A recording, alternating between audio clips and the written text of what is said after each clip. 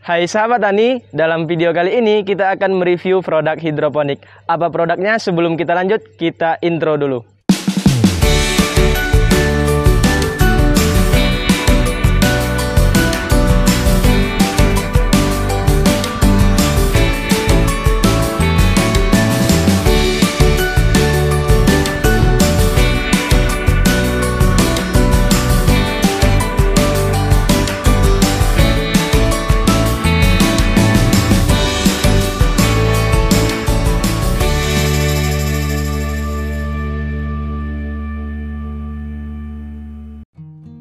Assalamualaikum warahmatullahi wabarakatuh. Selamat datang di channel Umi kita bersama saya Rizky Andi. Seperti biasanya dalam channel ini kita akan membahas seputar dunia pertanian, baik budidaya secara konvensional maupun hidroponik. Jadi bagi kawan-kawan yang tertarik seputar dunia pertanian, silakan subscribe channel ini dan juga nyalakan lonceng notifikasinya agar kawan-kawan tidak ketinggalan video dari kami.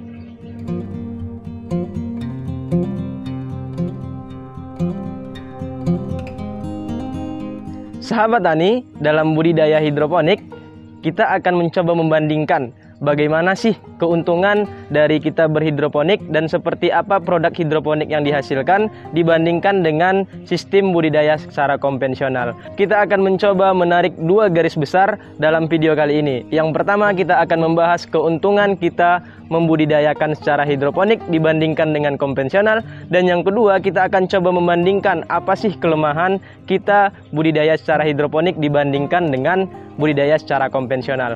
Untuk yang pertama sekali, kalau kita berbicara budidaya hidroponik, yang pertama kali keuntungannya ialah kita mudah di dalam perawatan. Nah, jadi sahabat tani, ketika ada organisme pengganggu tanaman yang menyerang tanaman budidaya kita bisa langsung mengendalikan organisme pengganggu tanaman secara mekanik.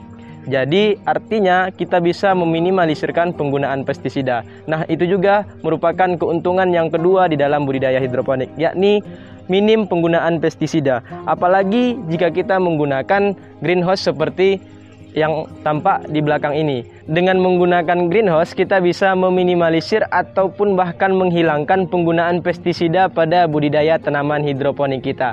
Karena dengan adanya greenhouse, organisme pengganggu tanaman seperti serangga, belalang atau segala macam terhalang masuk karena adanya jaring penghalang ataupun yang lebih dikenal dengan wereng pada dinding greenhouse tersebut.